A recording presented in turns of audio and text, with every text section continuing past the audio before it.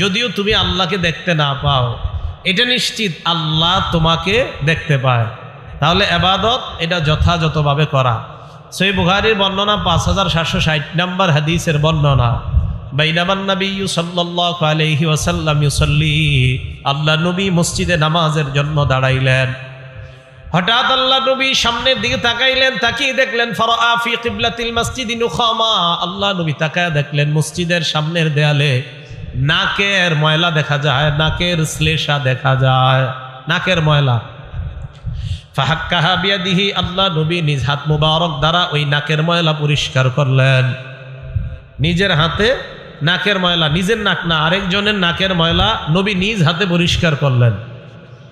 পরিষ্কার করার পর ফাত্তাগাইয়াযা, নবীর চেহারা মুবারক লাল হয়ে যায়, আল্লাহ নবী রাগান্বিত হয়ে যায়। সাহাবাদেরকে বললেন, শোনো তোমরা, ইযা কানা আহাদুকুম ফিস সালাত, তোমাদের কেউ যখন নামাজের মধ্যে থাকো, ফাইন্নাল্লাহা হিয়ালা ওয়াজহিহি, মনে রাখবা তোমার চেহারার সামনে আল্লাহ থাকেন। নামাজে যখন থাকো সামনে কে থাকেন? আল্লাহ।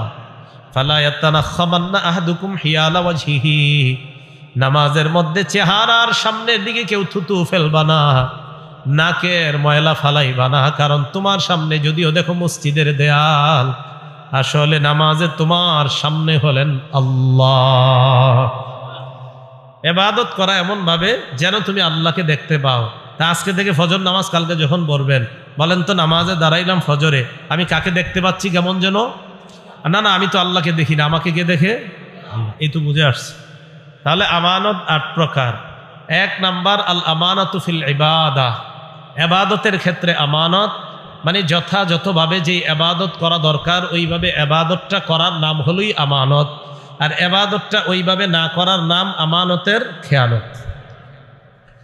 2 নাম্বার আল আমানাতু ফি হিফজিল জাওয়ারিহি, এই অঙ্গ প্রত্যঙ্গগুলোকে গুনাহ থেকে বাঁচিয়ে রাখা হলো আমানত, আর এই অঙ্গ প্রত্যঙ্গ দিয়ে গুনাহ করা এটা হলো খেয়ানত। বলেন তো অঙ্গ প্রত্যঙ্গগুলা গুনাহ থেকে বাঁচানোর নাম কি? বাঁচানোর নাম কি? আমানত। আর এইগুলা দিয়ে গুনাহ করা এটার নাম কি? খেয়ানত।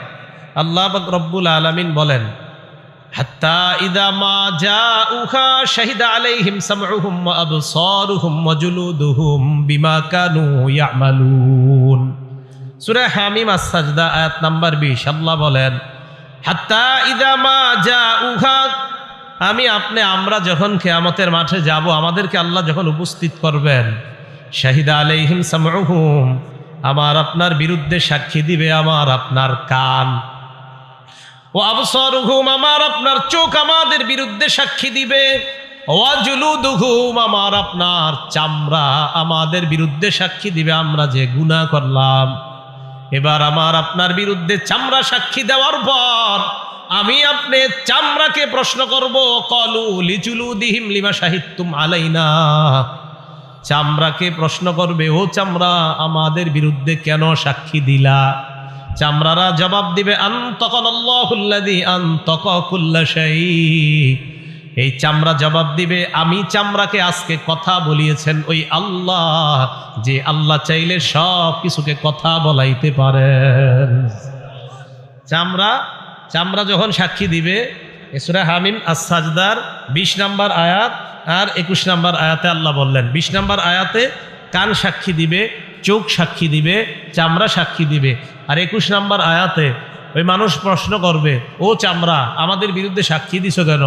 চামড়া বলবে, কেন সাক্ষী দিতে পারি না। তো চামড়াকে বলবে, তুমি আবার কথা বলতে পারো নাকি? চামড়া জবাব দিবে, আল্লাহ যিনি সব কিছুকে কথা বলাইতে পারেন, ওই আল্লাহ আমি চামড়ার মুখ দিয়ে কথা বলাইছি। তাহলে চামড়াকে কথা বলাইতে পারবেন কে? হ্যাঁ, এগুলা আমাদের বিরুদ্ধে সাক্ষী দিবে। তাহলে আমানত কয় প্রকার? ভুলে গেছে, কয় প্রকার? 2 নাম্বার অঙ্গ প্রত্যঙ্গগুলা গুনাহ থেকে হেফাজত করা। সূরা ইয়াসিন কম বেশি সবাই পারেন। আল্লাহ পাক রব্বুল আলামিন দেখেন কি বলেন, সূরা ইয়াসিনের 65 নাম্বার আয়াতে আল্লাহ বলেন, আল্লাহুম্মা নাখতিমু আলা আফওয়াহিহিম, আজকে আমি তাদের মুখের মধ্যে মোহর মেরে দিব, ওয়া তুকাল্লিমুনা আইদিহিম, তাদের হাত আমার সাথে কথা বলবে, ওয়া তাশহাদু আরজুলুহুম বিমা কানু ইয়াকসিবুন, পা সাক্ষী দিবে আল্লাহ, হাত যা যা বলছে আমি পা হাতের পক্ষে সাক্ষী দিয়ে দিলাম। অঙ্গ প্রত্যঙ্গগুলা গুনাহ থেকে হেফাজত করা, এটাই হলো আমানত। গুনাহ করা এটার নাম খেয়ানত। এটা গেল অঙ্গ প্রত্যঙ্গ হেফাজত করার কথা। এই অঙ্গ প্রত্যঙ্গের মধ্যে একটা অঙ্গের নাম চোখ। বলেন তো কি? চোখ। এই চোখকে গুনাহ থেকে হেফাজত করা। বুখারী শরীফের বর্ণনা, সাহাবায়ে কেরামকে রাসূল আকরাম সাল্লাল্লাহু আলাইহি সাল্লাম বলেন, ইয়াকুমুল জুলুসা আলাত তুরুকাত, তোমরা রাস্তার মধ্যে আড্ডাবাজি করা থেকে বাঁচবা, গোল মিটিং করা থেকে বাঁচবা, বেশি বেশি বৈশা বৈশা কথা বলা, অনর্থক কথা বলা থেকে তোমরা বাঁচবা। সাহাবারা বললেন, মা লানা বুদ্দুন ইন্নামা হিয়া মাজালিসুনা ইয়া রাসূলুল্লাহ, রাস্তাঘাটে কথা বলা ছাড়া আমাদের কোনো উপায় নাই, আমরা ধর্মীয় আলোচনাগুলো রাস্তার মধ্যেই করে থাকি। আল্লাহ নবী বললেন, ফাইন আবাইতুম ইল্লাল মাজালিস, রাস্তায় যদি বসতেই হয়, ফাআতুত তরিকা হাক্কা, রাস্তার হক আদায় করবা। সাহাবারা প্রশ্ন করলেন, ওয়া মা হাক্কুত তরিক ইয়া রাসূলুল্লাহ, রাস্তার হক আপনার কাছে জানতে চাই, রাস্তার হক আবার কি? আল্লাহ নবী বললেন, রাস্তার হক হলো 5টা। বলেন, রাস্তার হক কয়টা? 1 নাম্বার গদ্দুল বাসার, নজর নিচে রাখা 1 নাম্বার, এটা হলো রাস্তার হক। চোখ নিচে রাখা, এটা কিসের হক? 2 নাম্বার কাফুল আযা, কষ্টদায়ক বস্তু সরায়া দেওয়া, এটা রাস্তার হক। 3 নাম্বার রদ্দুস সালাম, সালামের জবাব দেওয়া। 4 নাম্বার আমরুন বিল মারুফ, নেক কাজের আদেশ করা। 5 নাম্বার নাহয়ুন আনিল মুনকার, অসৎ কাজ থেকে নিষেধ করা।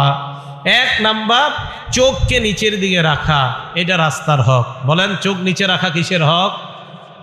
রাস্তার হক। আর 2 নাম্বার কষ্টদায়ক বস্তু সরায়া দেওয়া, এটাও রাস্তার হক।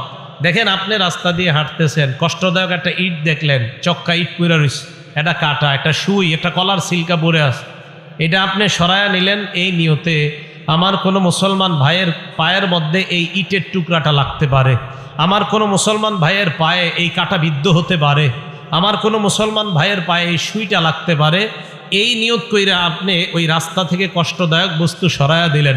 সহিহ বুখারীর 52 নম্বর হাদিসের বর্ণনা, রাসূল আকরাম সাল্লাল্লাহু আলাইহি সাল্লাম বলেন, বাইনামা রাজুলুন ইয়ামশি বিতরিকিন ওয়াজাদা গুসনা শাওকিন আলাত তরিক, আমার কোনো উম্মত রাস্তা দিয়ে হাঁটতেছে, হাঁটার সময় রাস্তায় কষ্টদায়ক একটা বস্তু পাইছে, কাটা, হাদিসে আসছে কাটা, ওয়াজাদা গুসনা শাওকিন আলাত তরিক, একটা কাটা ডাল, গাছের ডাল, এই ডালের মধ্যে কাটাযুক্ত ডাল এরকম একটা পাইছে।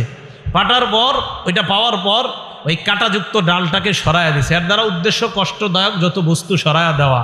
আল্লাহ রসুল বলেন, কেউ যদি এই কাজটা করে, শাকারাল্লাহু লাহু, ওই মুহূর্তে আল্লাহ তার উপর সন্তুষ্ট হয়ে যায়।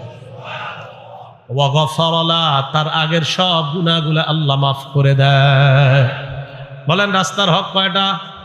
1 নাম্বার কি? হেফাজত করা, নজর। বলেন, আমানত কয় প্রকার? হ্যাঁ, 1 নাম্বার ইবাদতের ক্ষেত্রে আমানত, 2 নাম্বার অঙ্গ প্রত্যঙ্গগুলা হেফাজত করা, এটাও আমানত।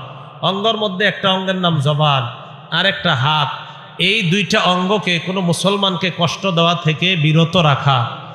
ক্বালা রাসূলুল্লাহ সাল্লাল্লাহু আলাইহি ওয়াসাল্লাম, আল মুসলিমু মান সালিমাল মুসলিমুনা মিন লিসানিহি ওয়া ইয়াদিহি, নবীজি বলেন, প্রকৃত মুসলমান ওই ব্যক্তি, যেই ব্যক্তির হাত এবং জবান থেকে, এই হাত এবং জবান থেকে অন্য মুসলমান নিরাপদ, মানে হাতের কষ্ট দেওয়া এবং জবানের কষ্ট দেওয়া, এই 2 জিনিসের কষ্ট দেওয়া থেকে অন্য মুসলমান যদি নিরাপদ হয়ে যায়, আল্লাহ নবী বলেন, আমি তোমাকে দুনিয়ার প্রকৃত মুসলমান বলে ঘোষণা করলাম। তাহলে এই অঙ্গ প্রত্যঙ্গগুলা কষ্টদায়ক বস্তু থেকে তো আপনি হেফাজত নিজেকেও করবেন, আপনার দ্বারা যেন অন্য কেউ কষ্ট না পায়, এই আপনার হাত আর জবান, এই 2টা জিনিসকে আপনি হেফাজত করবেন। কোনো মুসলমান ভাইকে আপনি কষ্ট দিবেন না, হাত দিয়েও কষ্ট দিবেন না, মুখ দিয়েও কষ্ট দিবেন না।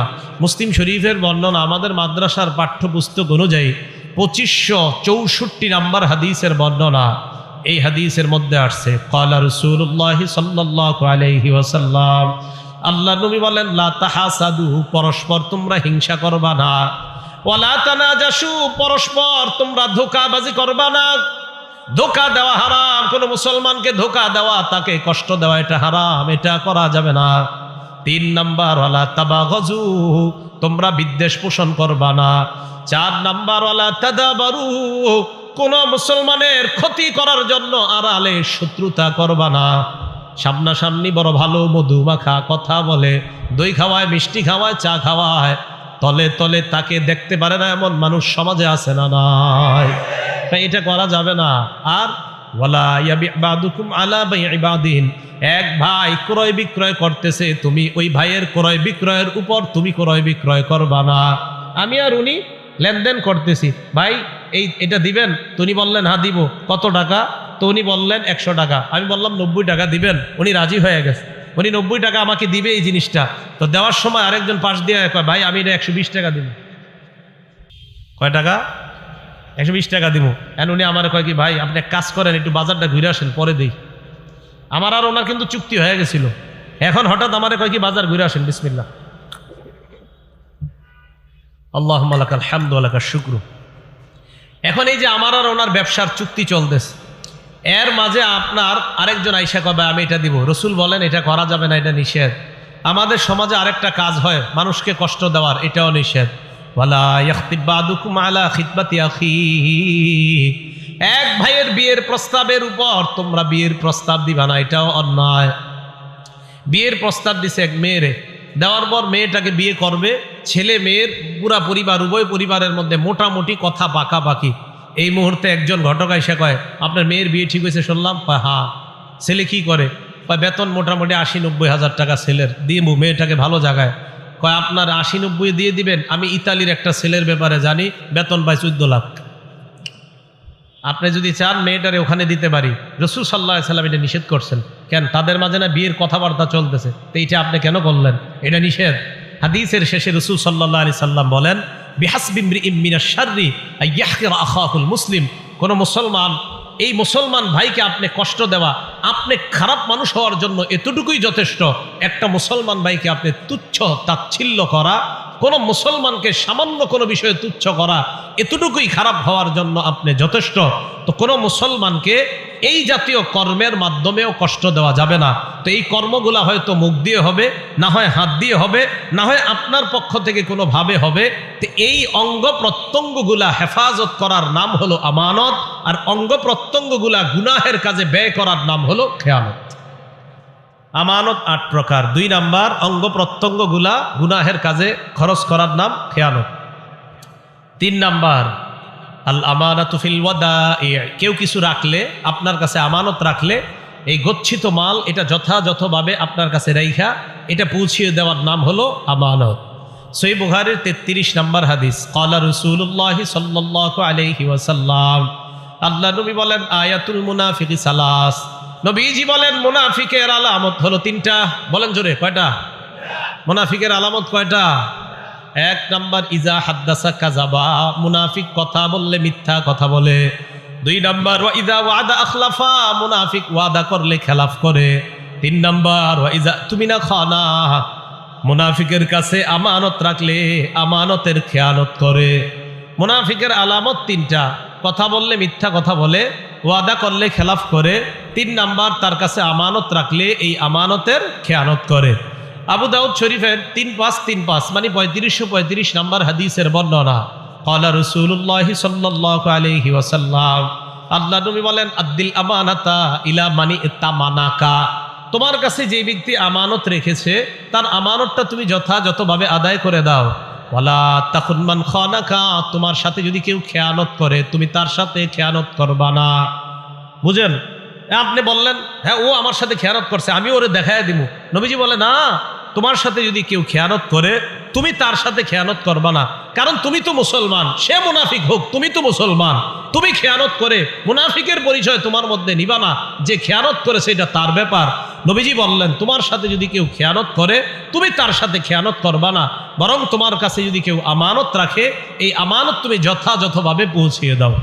আল্লাহ আমাদের সকলকে এই জাতীয় আমানতগুলা রক্ষা করার তৌফিক দান করেন। এই আমানতের খেয়ানত কেউ করেন না, সম্ভবত বোনের পুরোপুরি অংশ দেন সবাই। বোনের অংশ, হ্যাঁ আপনার আব্বা যে মারা গেছে, আপনার বোনেরা অংশ পায় না, এই দেননি পুরাপুরি। যদি না দেন তা আপনার কাছে রয়ে গেছে, আপনি 5 ওয়াক্ত নামাজ পড়ার কপাল কালো বানায় ফেলছেন, তাই না? হ্যাঁ, এই তো আপনি হজ করছেন 38 বার, আর আপনার বোনের হক আপনি দিচ্ছেন না কেন? এতদিন পাইলা টাইলা বড় করলেন, বিয়ে শাদী দিয়ে দিচ্ছেন, আর হক কেন দিবেন? এইগুলা বলে। আর বোনেরাও এমন আজীব, কয় এই হক নিয়ে যাওয়ার পরে ভাইয়ের বাসায় আর আসবো কিভাবে, মানে এইগুলা চিন্তা চেতনা এদের মাঝে, মানে এমন কেন হবে, মানে এটা তো উনি পাও না, সে পাও না। আপনাদের ভাই বোনের সম্পর্ক তো থাকবে, এটা যে যারটা পাওনা দিয়ে দেওয়া, এই আমানত আপনার যাদের কাছে আছে, আপনাদের কাছে, আপনারা অনেক হজ করছেন, হ্যাঁ, জাহান্নামে যাওয়ার জন্য আপনি নিশ্চিত প্রস্তুত থাকেন। যদি কারো হক মেরে থাকেন, হক কিন্তু আদায় করেন তাড়াতাড়ি, না হয় বিপদে পড়বেন। আমি সত্যি বলছি, বিপদে পড়বেন। আল্লাহ আমাদের সকলকে এই আমানতগুলা যারা পাওনাদার, তাদেরকে পাওনা বুঝিয়ে দিয়ে আল্লাহ যেন মৃত্যুর আগে এই পাওনাগুলা বুঝিয়ে দেওয়ার তৌফিক দান করেন। এটা গচ্ছিত সম্পদ। 4 নাম্বার, আল আমানাতু ফিল আমাল। যারা শ্রমিক আছেন, আপনারা যে কাজ করেন, এই কাজ আপনার কাছে আমানত। আপনি আপনার মালিকের সাথে বেঈমানি করা আমানতের খেয়ানত। যারা শ্রমিক আছেন, এই শ্রমিক যে কাজ করেন, এই শ্রম দেওয়া আমানত। আপনার মালিকের সাথে আপনি ওয়াদাবদ্ধ হয়েছেন 5 ঘন্টা কাজ করবেন, আপনি ইচ্ছাকৃতভাবে আধা ঘন্টা কম কাজ করা, এটা আমানতের খেয়ানত। এটা ওনাকে জানাইতে হবে। যদি না জানান, আপনি আমানতের খেয়ানত করলেন। কথা কি বুঝে আসছে? এটা 4 নাম্বার, আল আমানাতু ফিল আমাল। শ্রম দেওয়া, এই শ্রম দেওয়ার ক্ষেত্রে যদি কেউ অন্যায়ভাবে উল্টা পাল্টা করে, এটা আমানতের খেয়ানত। সকালবেলা আপনার অফিস 10টা থেকে, আপনি জানেন ঢাকার শহর জ্যামের কথা, এরপরেও আপনি রওনা করছেন 9:30টায়, অফিস 10টায়, রওনা করছেন 9:30টায়। ঢাকার শহর 9:30টায় রওনা করা মানে আধা ঘন্টা রাস্তা, সামনে যাইলে আধা ঘন্টা গেলে আপনার অফিস। তবে 9:30টায় রওনা করা মানে 11টার আগে বুঝতে না পারা। এখন আপনার বস আপনারে ফোন দিছে, কই আছো তুমি? এখন আপনি বললেন, স্যার এই তো মানে কই, আসলে আপনি আছেন এখনো বনুশ্রী। আপনি বলতেছেন মোয়াখালী ক্রস করছি। মিথ্যা কথা। এই যে আপনি এটা, হ্যাঁ, এটা আপনি শ্রম, আপনি তো ওনার কাছে এই যে কি, এই সময় তো আপনার কাছে উনি পাও না, আপনি কেন মিথ্যা কথা বলবেন? এটা আমানতের খেয়ানত। আমি হক কথা এটা বলতে হবে। আপনি এটা সত্যি আপনি অন্যায় করছেন, আপনি কেন দেরি করে রওনা করছেন? আর আপনি এত দূরে বাসা নিছেন কেন? আপনি যেই বাসা থেকে আপনার যাইতে মিথ্যা কথা বলা লাগে 14টা, আপনি কাছে বাসা নিতে পারেন না? শ্রম দেওয়ার ক্ষেত্রে এই জাতীয় কাজ করা, এটা আমানতের খেয়ানত। এই গেল 4 নাম্বার। 5 নাম্বার, আল আমানাতু ফিল বাই'i ওয়াশ শিরা। ক্রয় বিক্রয়ের ক্ষেত্রে আমানত। ক্রেতা বিক্রেতার সাথে সত্য কথা বলা, এটা আমানত। বিক্রেতা ক্রেতাকে কোনোভাবে ধোঁকাবাজি করার চেষ্টা না করা, এটা হলো আমানত। ক্রয় বিক্রয় করার ক্ষেত্রে আমানতদারি। আপেল কিনলেন আপনি একজনের কাছ থেকে, আপেল যিনি বিক্রি করলেন 1 কেজি আপেল দেওয়ার সময়, এবার আপেলটা যখন দিবে, দেওয়ার সময় আস্তে একটা আপেল নিচে রেখা দিয়ে আপনাকে একটা কম দিয়া দেয়। আপনি তো দেখছেন এই জায়গায় 1 কেজি উঠছে, আস্তে এই পাশ থেকে একটা রেখা দিস, তাহলে আপনি 1 কেজি হইল না একটা কম হইল? খেয়ানত করছেন। আপনার ছেলেকে হাফেজ বানাইতেছেন এই টাকা দিয়া।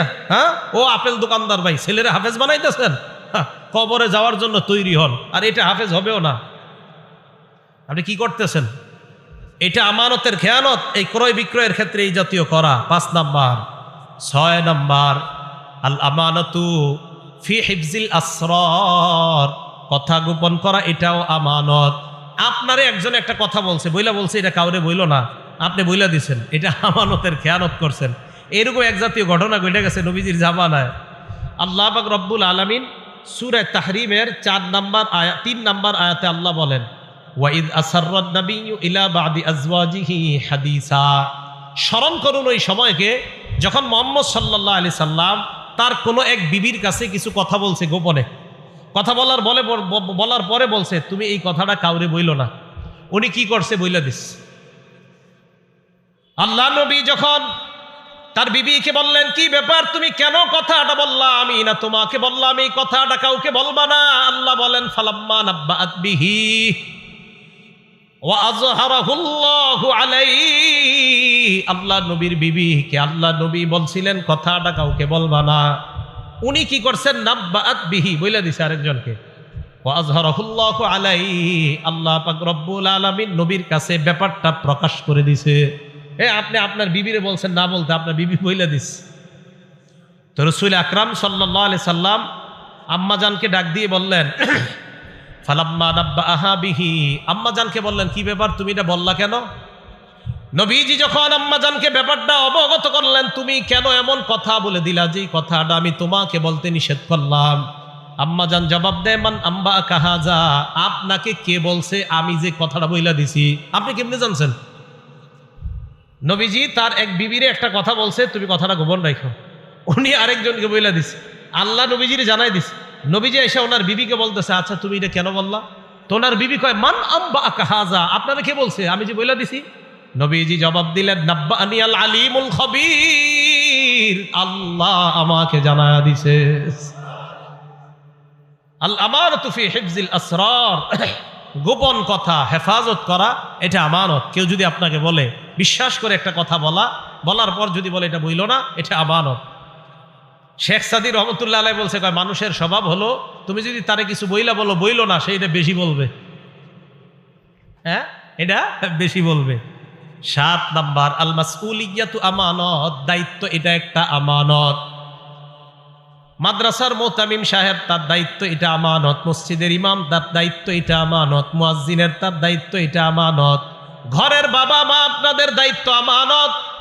সহিহ বুখারীর 893 নাম্বার হাদিসের বর্ণনা, ক্বালা রাসূলুল্লাহ সাল্লাল্লাহু আলাইহি ওয়াসাল্লাম, আল্লাহ নবী বলেন, কুল্লুকুম রাঈন ওয়া কুল্লুকুম মাসউলুন আন রাইয়াতিহি, তোমরা সবাই দায়িত্বশীল, তোমাদের প্রত্যেককে তার দায়িত্বের ব্যাপারে জিজ্ঞাসা করা হবে। আমাকে, আপনাকে, আমাদের সবাইকে নবীজি বললেন তোমরা সবাই দায়িত্বশীল, প্রত্যেককে তার দায়িত্বের ব্যাপারে জিজ্ঞাসা করা হবে। সহিহ বুখারীর 893 নাম্বার হাদিসের বর্ণনা। এরপর আল্লাহ নবী বলেন, আল ইমামু রাঈন ওয়া মাসউলুন আন রাইয়াতিহি, শাসক যিনি হবেন তিনি দায়িত্বশীল, তাকে তার অধীনস্থ যে প্রজা আছে তাদের ব্যাপারে জিজ্ঞাসা করা হবে। ওয়ার রাজুলু রাঈন ফি আহলি বাইতিহি, কোন ব্যক্তি তার ঘরের যে সদস্যরা আছে তাদের দায়িত্বশীল হলো বাবা, আপনার ছেলে মেয়ে, আপনার বিবি, তারা আপনার অধীনস্থে আছে, তাদের দায়িত্বশীল আপনি। আল্লাহ নবী বলেন, মাসউলুন আন রাইয়াতিহি, আপনাকে তাদের দায়িত্বের ব্যাপারে জিজ্ঞাসা করা হবে। 5 বছর বয়সে হাতের মধ্যে মোবাইল উঠায়া দিছেন নাকি কায়দা উঠায়া দিছেন, জিজ্ঞাসা করবে। কি জিজ্ঞাসা করবে? হ্যাঁ, কায়দা না মোবাইল? আমার উপরে ওলামায়ে কেরাম রাগ, আমি মোবাইল চালাই না কেন বেশি। সব পুরো বাংলাদেশে সবাই রাগ, মনে করে ইদানিং আমি 7 বছর যাবত মোবাইল আমি মোবাইল রিসিভ করি না। এরা মনে করে এই বছরই মনে রিসিভ করি না, আমি 7 বছরই রিসিভ করি না। এখন আমার দোষ দেয় আমি এখন রিসিভ করি না। আমি আবার বলছি, হ্যাঁ জানাইয়া দিবেন এটা, আমি 7 বছর মোবাইল রিসিভ করি না, সাধারণত আমার কয়েকজন ছাড়া, আম্মা আর কয়েকজন আছে, এদের ছাড়া। কেন? এই মোবাইল বেশ কম চালানোর কারণে আমি কি ফায়দা পাইতেছি সেটা আমি জানি। পরিবারের পুরা আদেশ, আমার ঘরের নিয়ম, বাস বাচ্চাদের সামনে তো মোবাইল প্রশ্নই আসে না। আমার ছেলের সামনে আপনি মোবাইল নেবেন, আছাড় মেরে ভেঙে ফেলবে মোবাইল। নেন, সন্তান আপনি নষ্ট করবেন, নিজ দায়িত্বে নষ্ট করবেন, অসম্ভব। আপনি চেষ্টা চালায়া যান, ভবিষ্যতে আমার সন্তান কি হবে আল্লাহ জানে। আমি তো চেষ্টা করছি, এটা আল্লাহরে বলতে পারবো, কারণ আমি দায়িত্বশীল। আল্লাহ আমাকে জিজ্ঞাসা করবে, হ্যাঁ আল্লাহ আপনাকে জিজ্ঞাসা করবে, এই কথা মাথায় রাখেন। এই পরীক্ষায় 90 না আরো বেশি 95% মানুষ এই জায়গায় ধরা খাবে, সন্তানের হাতে গজব ছোটবেলা থেকে যারা উঠাই দিচ্ছে ধরা খাবে। আল্লাহকে ভয় করেন। তো আমার ব্যাপারে এই অভিযোগগুলো দিয়ে না, আমি বলছি আমি 7 বছর যাবতীয় এরকম, এই অভিযোগ দেওয়া আমার ব্যাপারে ঠিক হবে না। ছাত্র জীবন থেকে আমি এমন। আল্লাহ আমাদের সকলকে ইলেকট্রনিক মিডিয়ার গজব থেকে বেঁচে থাকার তৌফিক দান করেন।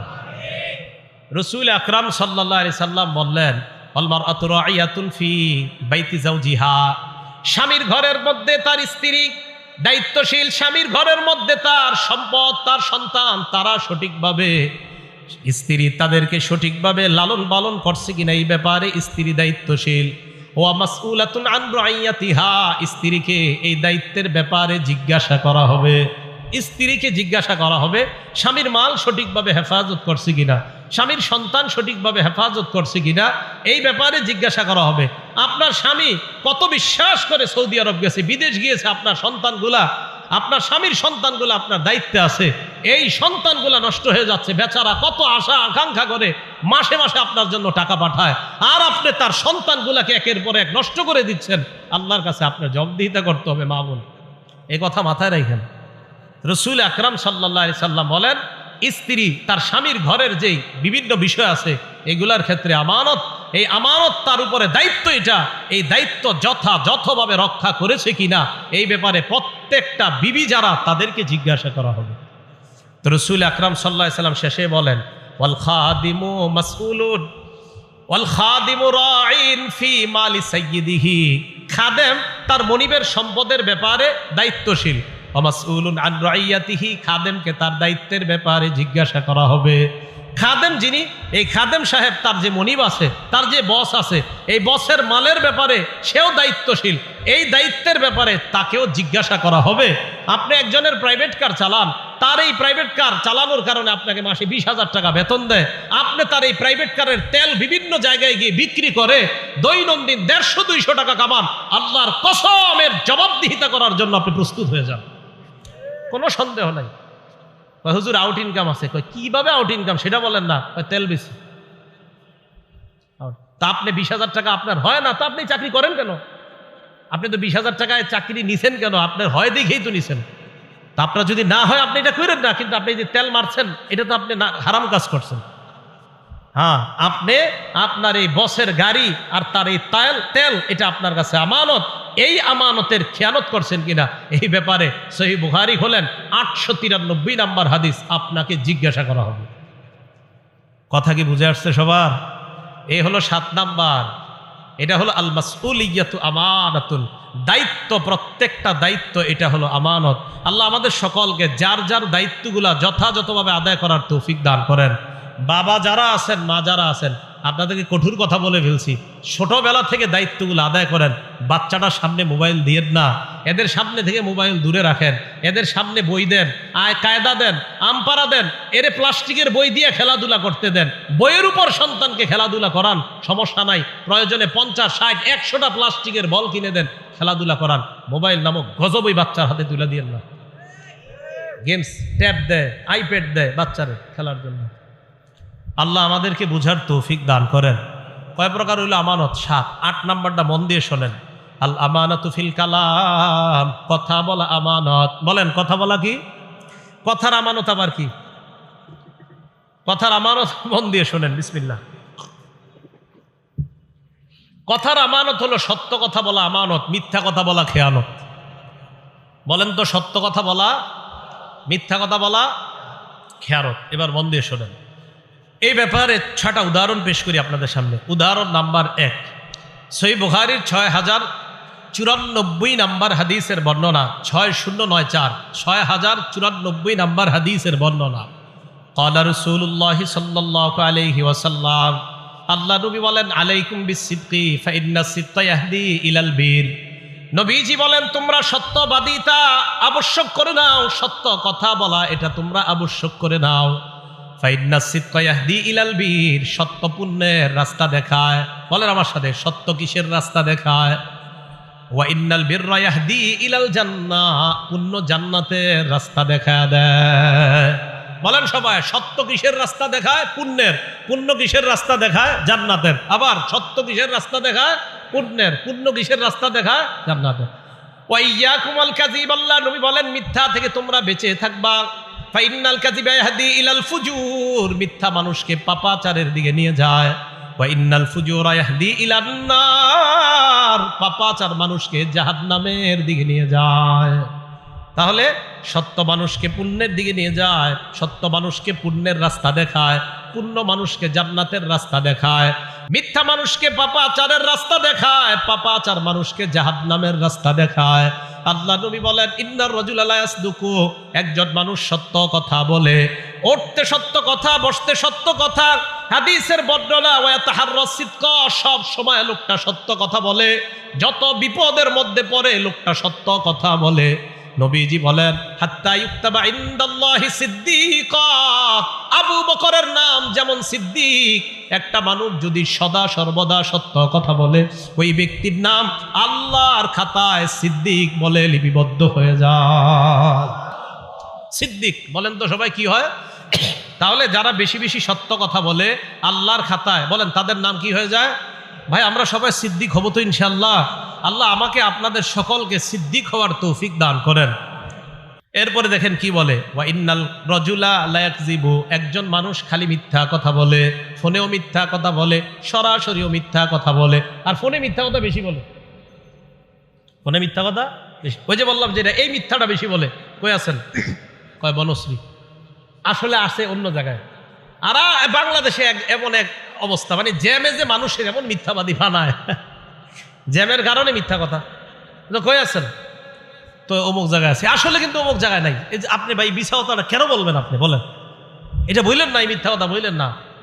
তো নবীজি বলেন, ইন্নার রাজুলা লা ইয়াকযিবু, একজন মানুষ খালি মিথ্যা কথা বলে, ওয়া ইয়াতাহাররাল কাযিবা, মিথ্যা বলতে বলতে এমন হয়ে যায়, হাত্তা ইউক্তাবা ইনদাল্লাহি কাযযাবা।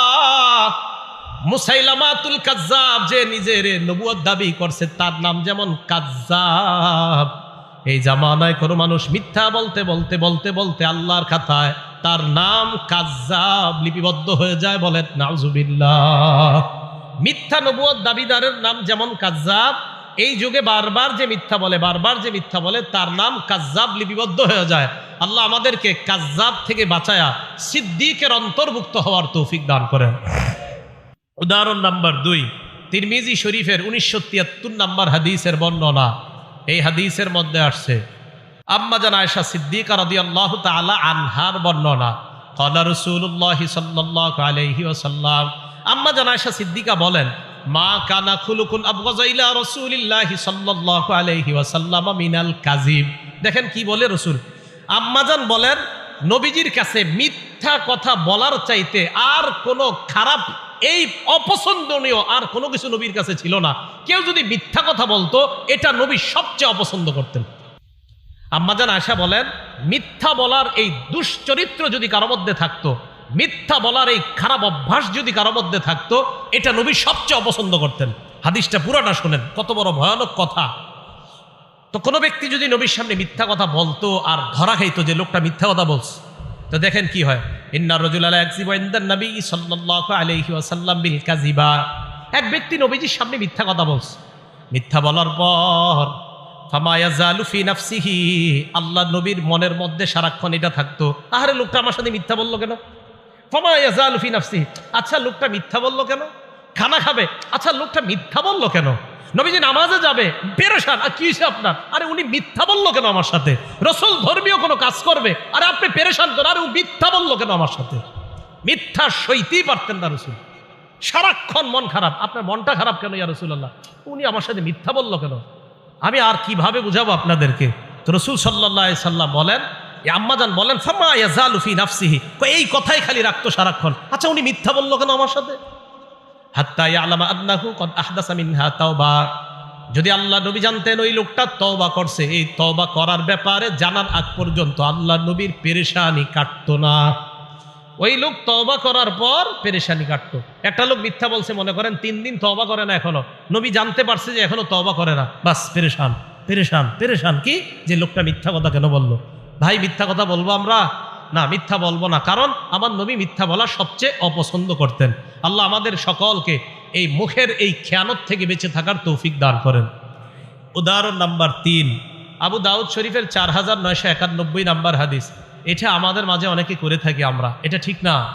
মাঝে মাঝে আপনারা কবুতররে এইভাবে ডাক দেন, এইভাবে ডাক দেন, মুরগি ধরার জন্য ডাক দেন, ডাক দেওয়ার পর আধার দেন না। হ্যাঁ, আধার, হাতে আধার আছে, মুরগি তো সত্যি মনে করছে আধার আছে, তো আসার পর আপনার হাতে আধার নাই, ভালো করে বুঝেন। আপনি এইভাবে বলছেন, আসার পর দেখে আধার নাই। মুরগি এইভাবে আসছে, আইসা দেখছেন আধার নাই, মুরগিরে ডাক দিচ্ছেন কেন আপনি? হ্যাঁ, এই যে আধার দিলেন না। এরপরে কবুতররে এইভাবে ডাক দিয়ে আধার দেন না। নবীজির জামানায় এক ঘটনা ঘটে গেছে, মন দিয়ে শোনেন।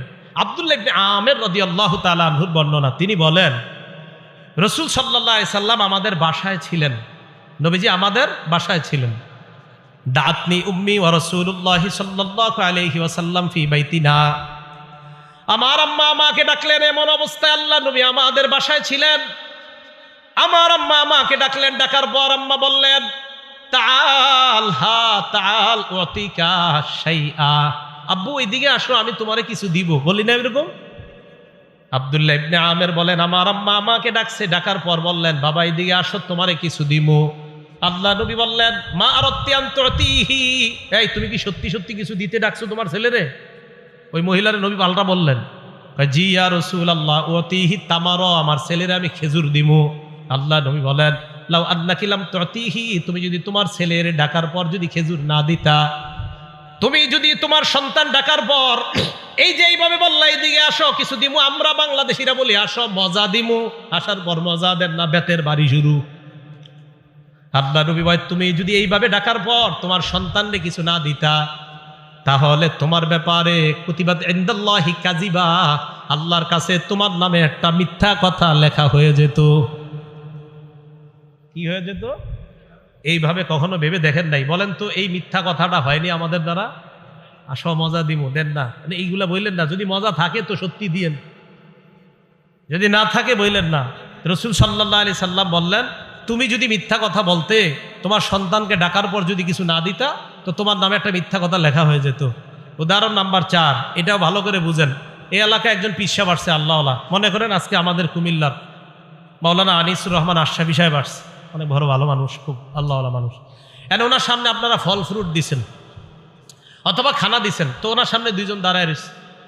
উনি একজনকে বললেন ভাই বসেন, খাইতে বসেন।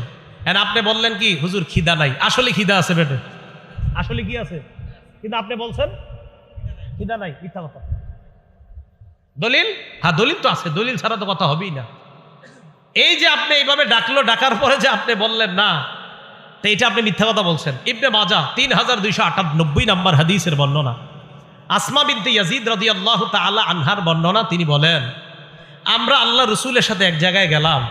হ্যাঁ এই ঘটনাগুলো কিন্তু ঘটে যায়, এই ঘটনা ঘটে যায়।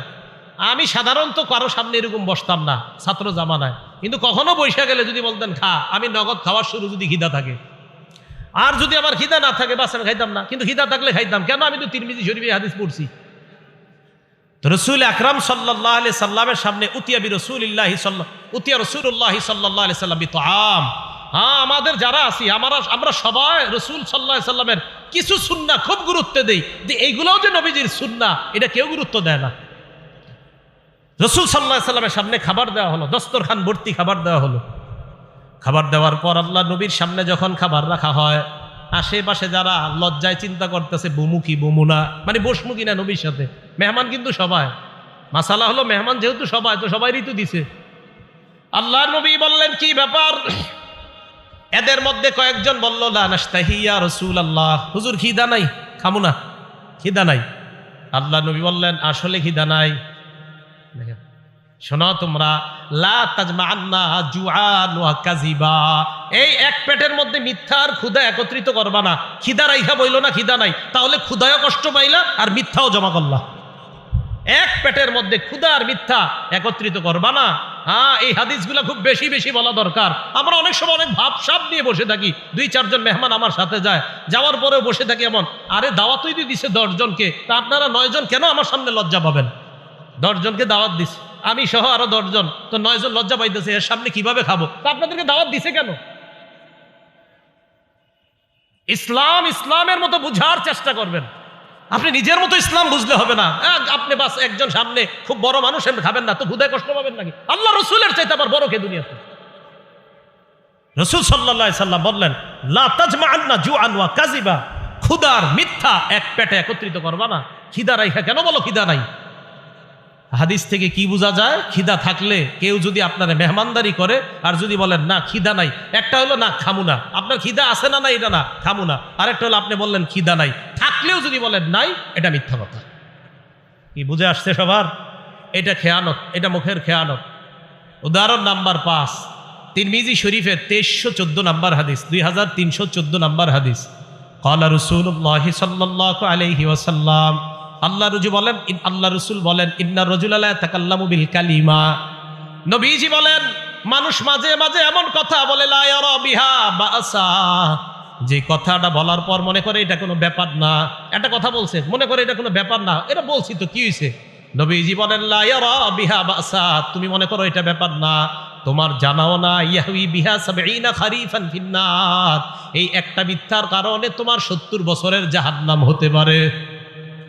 মানে এমনি মিথ্যা কথা বলছে আর কি। চা খাইতেছে, বলতে বলতে বলে আরে তোরে এটা কথার কথা বললাম, আল্লাহ রসুল বলেন এই যে কথার কথা বললাম, আর এটা যদি তোমার মিথ্যা কথা হয়ে থাকে, হতে পারে এই মিথ্যা কথা 70 বছর তোমাকে জাহান্নামে জ্বালাবে। সহিহ বুখারীর বর্ণনা, সহিহ বুখারীর বর্ণনায় আসছে এই একটা মিথ্যা কথা দুনিয়ার পূর্ব পশ্চিম যত বড় জাহান্নামের গভীরে শিখ এই পরিমাণ তুমি যেতে পারো শুধু একটা আজাইরা মিথ্যা কথার কারণে। বলেন আমাদের দ্বারা এগুলো হয় কিনা? 4-5 জন বন্ধু একসাথে বসলে আরে এটা কথার কথা বললাম না, কথার কথা আর এরকম বললেন না। এই জন্য তো নবীজি নিষেধ করছেন, নাহা রাসূলুল্লাহ আন কিলা ওয়া ক্বাল। আল্লাহ রাসূল বলছে আমার উম্মতকে নিষেধ, এই উম্মত তোমাদেরকে নিষেধ, আন কিলা ওয়া ক্বাল, আজাইরা কথাবার্তা বেশি বইলো না, এটা রাসূল নিষেধ করছেন। আন কিল ওয়া ক্বাল, রাসূল সাল্লাল্লাহু আলাইহি সাল্লাম নিষেধ করেছেন। আন কিলা ওয়া ক্বালা, অনর্থক কথাবার্তা বলতে নিষেধ করেছেন। মা বোনরা মন দিয়ে কথাগুলো শোনেন।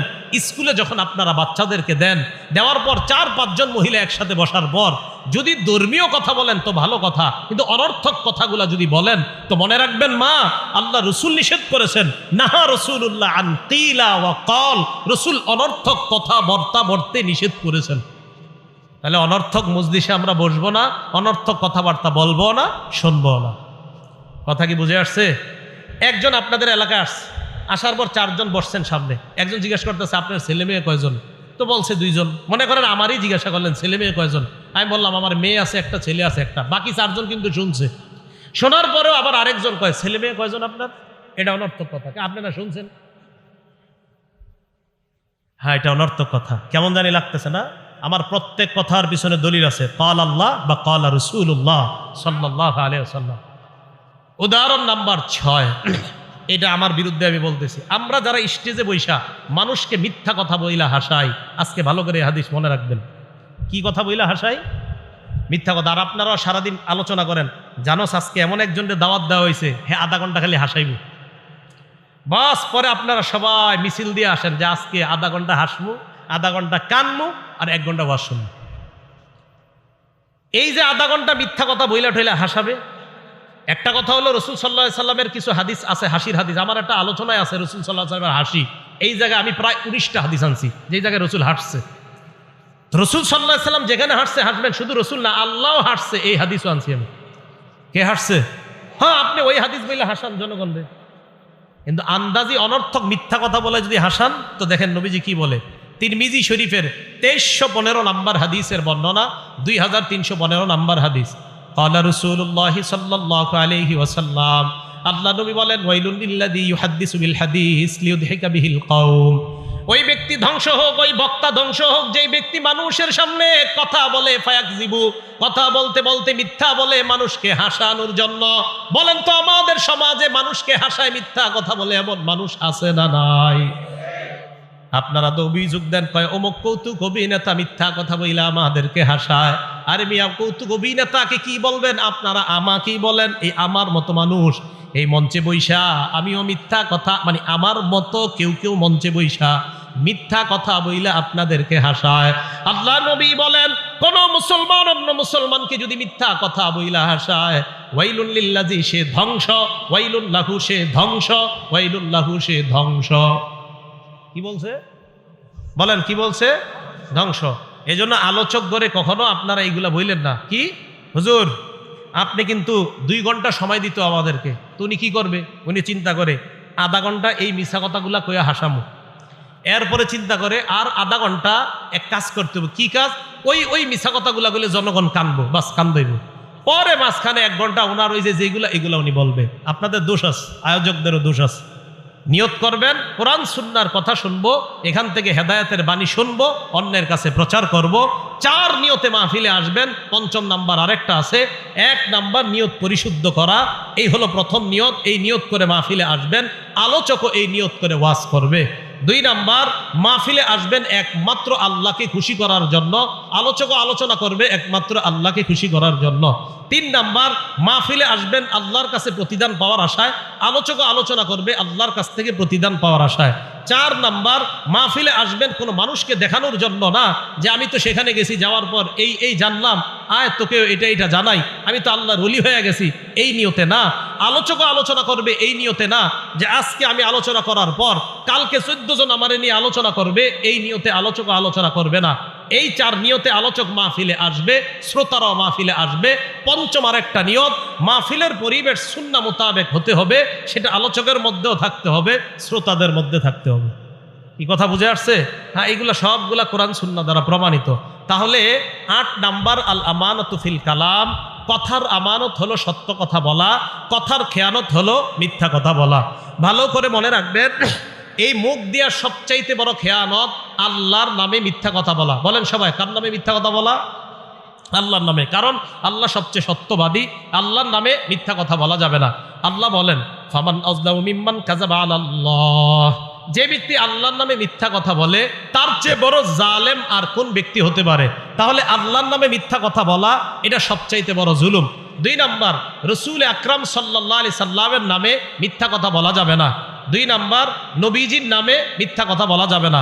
সহিহ বুখারীর 109 নাম্বার হাদিসের বর্ণনা, ক্বালা রাসূলুল্লাহ সাল্লাল্লাহু আলাইহি ওয়াসাল্লাম, আল্লাহ নবী বলেন, মাইয়াকুল আলাইয়া মা লাম আকুল, আমি যা বলি নাই আমার নাম নিয়ে যদি কেউ বলে ফেলে, আমি যা বলি নাই আমার নাম নিয়ে যদি কেউ বলে যে এটা রাসূল বলছে, ফাল্যাতাবাওয়া মাকআদাহু মিনান নার, সে যেন তার ঠিকানা জাহান্নামে বানায়। কোথায় বানায়? সবাই বলেন, কোথায় বানায়? আমি যা বলি নাই যদি কেউ আমার নামে তা বলে, সে যেন তার ঠিকানা জাহান্নামে বানায়। ভাই মনে কষ্ট নিয়েন না, প্রায় মসজিদের মধ্যে এই কথাটা শোনা যায়। আমি একদিন এক মসজিদে শুনছি, ছোট্ট একটা মজলিসে একজন দাঁড়ায়া বলতেছে যে মসজিদে যখন কেউ কথা বলে তখন ফেরেশতা বলে, ইয়া ওয়ালিয়াল্লাহ উসকুত, ও আল্লাহর ওলি তুমি চুপ হও। ফেরেশতা নাকি এই কথা কয়, এটা নাকি নবীজি বলছে। যাই হোক, এরপরেও যদি চুপ না হয়, দ্বিতীয়বার নাকি ফেরেশতা কয়, ইয়া আব্দুল্লাহ উসকুত, ও আল্লাহর বান্দা তুমি চুপ করো। তৃতীয়বার যদি চুপ না হয়, ফেরেশতা নাকি তখন বলে, ইয়া আদুওয়াল্লাহ উসকুত, ও আল্লাহর দুশমন তুই চুপ হ। এটা নাকি ফেরেশতারা বলে, আর এই কথা নাকি নবীজি বলছে। এটা কোন কিতাবে নবী বলছে আমার একটু বলেন তো আপনারা? আমি তো বহুত তালাশ করলাম, করতে করতে মানে আমি পুরো একদম পাগল হয়ে গেছি, পাইলাম না। না, এটা রাসূলের কথা না, আজকে থেকে কেউ বললেন না এটা নবীর কথা। শুনছেন নি মসজিদে এই কথা? না না, এগুলা বললেন না। আমি একদিন আসর বইরা তাসবিহ পড়তেছি, হঠাৎ আমার কানে এটা আসছে। এটা নবীজির কথা না, নবীজি এটা বলে নাই। মসজিদ সম্পর্কে কথা না বলার ব্যাপারে অনেক কথা আছে। মসজিদের কাজ হলো 3টা, মুসলিম শরীফের হাদিসে আসছে, ইন্নামাল মাসাজিদু লিযিকরি, মসজিদের 1 নাম্বার কাজ জিকির করা, 2 নাম্বার সালাত নামাজ পড়া, 3 নাম্বার কাজ কিরাআতুল কোরআন, কোরআন তেলাওয়াত করা। মসজিদের কাজ হবে এই 3টা। আল মুস্তাদরাক লিল হাকিম, সনদ সহিহ, এই হাদিসের মধ্যে আসছে রাসূল আকরাম সাল্লাল্লাহু আলাইহি সাল্লাম বলেন, মসজিদের মধ্যে একদল লোক ইয়াতাহাল্লাকুনা, হালকা বানাবে, বানায়া তারা দুনিয়াবি কথা বলবে। তো এই হাদিস এরই সহিহ হাদিস। এইগুলা না বইলা এমন কথা বলে যেটা আমার নবী বলে নাই। তো রাসূল বলেন, আমি যা বলি নাই আমার নাম নিয়ে যদি কেউ ওইগুলা বলে, সে যেন তার ঠিকানা জাহান্নামে বানায় না। রাসূল নামে মিথ্যা কথা বললেন না। সহিহ বুখারী 110 নাম্বার হাদিস, ক্বালা রাসূলুল্লাহ সাল্লাল্লাহু আলাইহি ওয়াসাল্লাম, আল্লাহ নবী বলেন, মান কাযাবা আলাইয়া মুতাআম্মিদা, কেউ যদি আমার নামে বানিয়ে মিথ্যা কথা বলে, ফাল্যাতাবাওয়া মাকআদাহু মিনান নার, সে যেন তার ঠিকানা জাহান্নামে বানায় নেয়। বুখারী শরীফের 1291 নাম্বার হাদিসের বর্ণনা, নবীজি বলেন, ইন্না কাযিবান আলাইয়া লাইসা কা কাযিবিন আলা আহাদ, তোমাদের কারো নামে মিথ্যা বলা আর আমি নবীর নামে মিথ্যা বলা এক কথা না। তোমাদের নামে মিথ্যা বলাও হারাম, বাকি আমার নামে মিথ্যা বলাটা এটা ভয়ঙ্কর অপরাধ। তাহলে আমার আর ওনার নামে মিথ্যা বলা এটাও অপরাধ, কিন্তু রাসূল বলেন আমার নামে মিথ্যা বলা আর তোমাদের সাধারণ কারো নামে মিথ্যা বলা, এই 2 মিথ্যার মান এক না। আমার নামে মিথ্যা বলা এটা ভয়ঙ্কর অপরাধ। মুসলিম শরীফের 1 নাম্বার হাদিস, একদম পৃষ্ঠা খুললেই যে হাদিসটা, এই হাদিসে রাসূল বলেন, লা তাকযিবু আলাইয়া, আমার নামে মিথ্যা কথা বলবা না। ফাইন্নাহু মাইয়াকযিব আলাইয়া, আমার নামে যে মিথ্যা কথা বলে, ইয়ালিজিন নার, সে সোজা জাহান্নামে প্রবেশ করবে। মুসলিম শরীফের 6 নাম্বার হাদিস, নবীজি বলেন, ইয়াকুনু ফি আখিরিজ জামান উনাস, শের জামানায় এমন কিছু মানুষের আবির্ভাব ঘটবে, ইউহাদ্দিসুনাকুম বিমা লাম তাসমাউ আনতুম ওয়ালা আবাউকুম, তারা এমন এমন হাদিস তোমাদেরকে বলবে যা তোমরাও শোনো নাই, তোমাদের বাপ দাদারাও শোনে নাই। ফাইয়াকুম ওয়া ইয়াহুম, তাদের থেকে তোমরা বেঁচে থাকবা। মুসলিম শরীফের 7 নাম্বার হাদিস, রাসূল আকরাম সাল্লাল্লাহু আলাইহি সাল্লাম বলেন, শের জামানায় এমন কিছু দাজ্জালের আবির্ভাব ঘটবে, দাজ্জালুনা কাজ্জাবুনা, এরা মিথ্যাবাদী দাজ্জাল হবে। ইয়াতুনাকুম মিনাল আহাদিস, তারা এমন এমন হাদিস তোমাদের সামনে পেশ করবে, বিমা লাম তাসমাউ আনতুম ওয়ালা আবাউকুম, যা তোমরা শোনো নাই, তোমাদের বাপদাদারা শোনে নাই। ফাইয়াকুম ওয়া ইয়াহুম, তাদের থেকে তোমরা বেঁচে থাকবা। লা ইউদিল্লুনাকুম, তারা যেন তোমাদেরকে পথভ্রষ্ট করতে না পারে। ওয়ালা ইয়াফতিনুনাকুম, তারা যেন তোমাদেরকে ফিতনায় না ফালাইতে পারে। ভাই, আমানত 8 প্রকার। 1 নাম্বার এবাদতে আমানত, এবাদত যথাযথভাবে করা আমানত, অন্যভাবে করা উল্টা পাল্টা এবাদত করা খেয়ানত।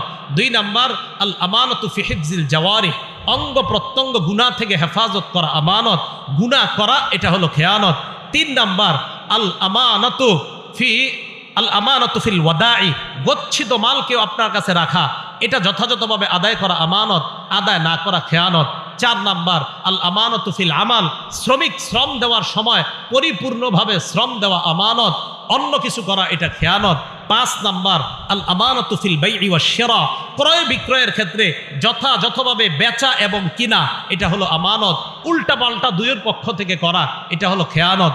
6 নাম্বার আল মাসউলিয়াতু আমানাতুন, প্রত্যেকে যে দায়িত্বে আছি আমরা এই দায়িত্ব পালন করা আমানত, দায়িত্বে অবহেলা করা এটার নাম খেয়ানত। 7 নাম্বার আল আমানাতু ফি হিফজিল আসরার, কেউ আপনাকে গোপন কথা বললে এটা আপনি সংরক্ষণ করা আমানত, এটা সংরক্ষণ না করা খেয়ানত। 8 নাম্বার আল আমানাতু ফিল কালাম, কথার আমানত, তথা সত্য কথা বলা এটাই আমানত, মিথ্যা কথা বলা এটা খেয়ানত। আল্লাহর নামে মিথ্যা বলা বড় খেয়ানত, রসুলের নামে মিথ্যা বলা এটাও বড় খেয়ানত। আল্লাহ আমাদের সকলকে যে কথাগুলো বললাম শুনলাম এই কথার উপর যেন সকলে আমল করে আল্লাহর দরবারে সিদ্দিক নাম লিখিয়ে যেন আমরা যেতে পারি, আল্লাহ তৌফিক দান করেন। আমিন। আখিরু দাওয়ানা আলহামদুলিল্লাহি রাব্বিল আলামিন।